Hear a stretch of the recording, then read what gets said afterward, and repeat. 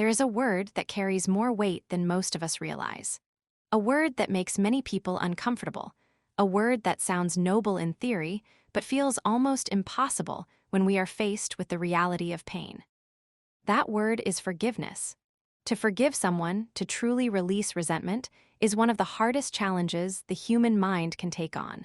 Yet it is also one of the most powerful. Today, I want to walk with you through the landscapes of forgiveness. Not in a rushed way, not in a shallow way, but in a way that digs beneath the surface and asks the deeper questions. Why should we forgive? What happens when we do? And how can forgiveness free not only the other person, but most importantly, ourselves? Think for a moment about someone who has wronged you. It could be recent, or it could be a memory from long ago. Perhaps it was a friend who betrayed your trust. Perhaps it was a parent who failed to give you the love you needed. Perhaps it was a partner who left you feeling abandoned, or a stranger who disrespected you in a way that cut deep. We all have these people in our lives. We all carry invisible scars left by the actions of others. And the natural instinct, the instinct wired into us, is to hold on to that pain. We replay the betrayal in our minds, we imagine what we could have said or done differently, we create stories of justice or revenge. Our ego tells us that by holding on, we protect ourselves. But here is the great paradox. The longer we hold on to resentment, the more we chain ourselves to the very pain we are trying to escape. Science has shown that unforgiveness does not live only in the mind. It seeps into the body. People who harbor long-term grudges are more likely to experience chronic stress, high blood pressure, heart problems, weakened immune systems, even sleep disorders. Think about that. By refusing to forgive, we are not punishing the other person. We are punishing ourselves. The other person may be living their life without even thinking about what they did. Meanwhile, we are carrying a burden that poisons our own well-being.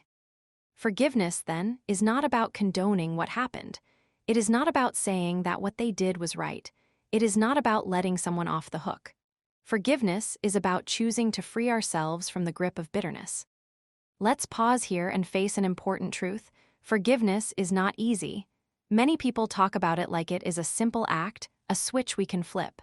But real forgiveness is a process. It is emotional labor.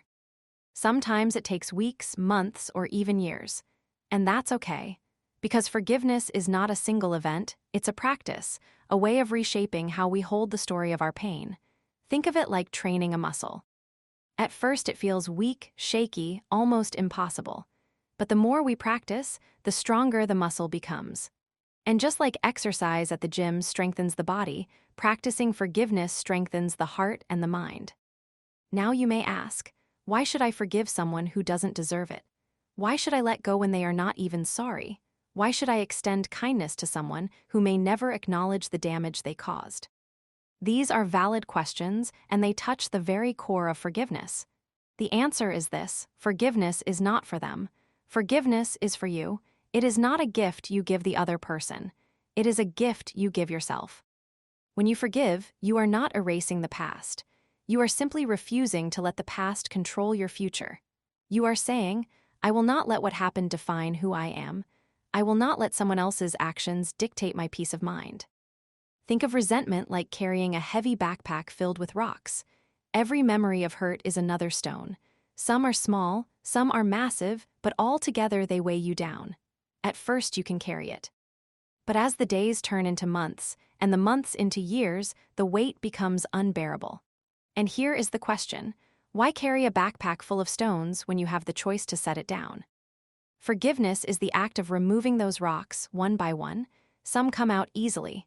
Some are stuck and take effort, but every rock you remove makes you lighter. And that lightness translates into freedom.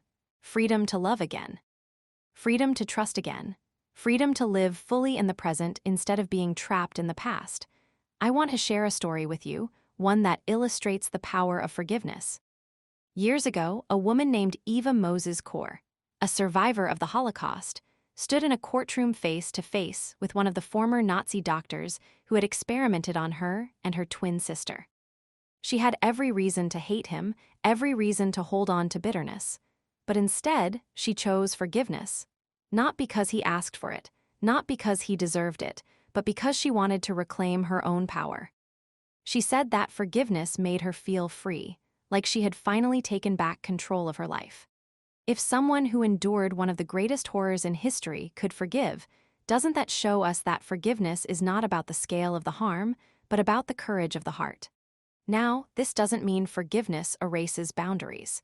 Forgiving someone does not mean inviting them back into your life. It does not mean trusting them again. It does not mean allowing them to hurt you again. Forgiveness and reconciliation are two different things. Reconciliation requires trust, and trust must be earned. Forgiveness, however, requires only you. It is an internal decision, a shift in perspective, a choice to release rather than to cling. You can forgive and still choose to keep your distance. You can forgive and still protect yourself. Forgiveness is not weakness. It is strength. It is not submission. It is liberation. Let's also talk about self-forgiveness, because sometimes the hardest person to forgive is ourselves. Many of us carry guilt, shame, or regret for mistakes we made in the past. Maybe you hurt someone unintentionally. Maybe you failed at something important. Maybe you fell short of your own expectations. The inner critic loves to replay those moments, whispering that we are unworthy, that we don't deserve happiness, that we can never change. But here's the truth. You cannot move forward if you are constantly chained to self-condemnation. Forgiving yourself is not about denying responsibility. It's about acknowledging your humanity, learning from the mistake, and then letting it go. You are not defined by your worst moments. You are defined by how you rise after them. So how do we actually practice forgiveness? Let me offer a few guiding principles. First, acknowledge your pain. Do not suppress it. Forgiveness is not pretending everything is fine. It begins with honesty. Say to yourself, this hurt me, this mattered, this wound is real. Second, choose empathy if you can. This does not mean excusing the behavior. It simply means recognizing that the person who hurt you is also a human being shaped by their own wounds, their own limitations, their own ignorance. Empathy allows us to see them not as monsters, but as flawed humans. Third, make the decision to let go, even if your emotions have not caught up yet. Sometimes forgiveness begins with an intellectual choice, and the feelings follow later. Fourth, repeat the practice. Forgiveness is rarely one and done. Sometimes the pain resurfaces. When it does, remind yourself of your decision. Gently but firmly release it again. There is also a spiritual dimension to forgiveness, one that transcends psychology and biology. Across cultures, religions, and philosophies, forgiveness has been considered a sacred act. In Buddhism, forgiveness is seen as letting go of the attachment to anger. In Christianity, it is an act of grace. In Islam, it is a path to peace. In Hinduism, forgiveness is a virtue that brings harmony. And in secular philosophy, thinkers from Marcus Aurelius to Desmond Tutu have reminded us that forgiveness is not only possible, but essential for human survival. To forgive is to align ourselves with a greater flow of compassion that exists beyond our individual pain. Imagine a world without forgiveness. Every offense would be met with retaliation. Every insult would escalate into conflict. Every injury would create cycles of revenge that never end. This is not just imagination. We see it in history. Families torn apart by feuds, nations locked in endless wars, communities broken by cycles of vengeance. Forgiveness, then, is not just personal, it is collective. It is the glue that holds humanity together. Without forgiveness, there is no healing, no peace, no progress. And yet, forgiveness must also be wise. It is not naive. It is not about tolerating abuse or remaining in harmful situations. Forgiveness is about letting go internally, not about sacrificing your safety or dignity. To forgive wisely is to release anger without abandoning boundaries. It is to say, I release the hold this has on me, but I also honor my worth and protect my future. This balance is crucial because many people confuse forgiveness with passivity.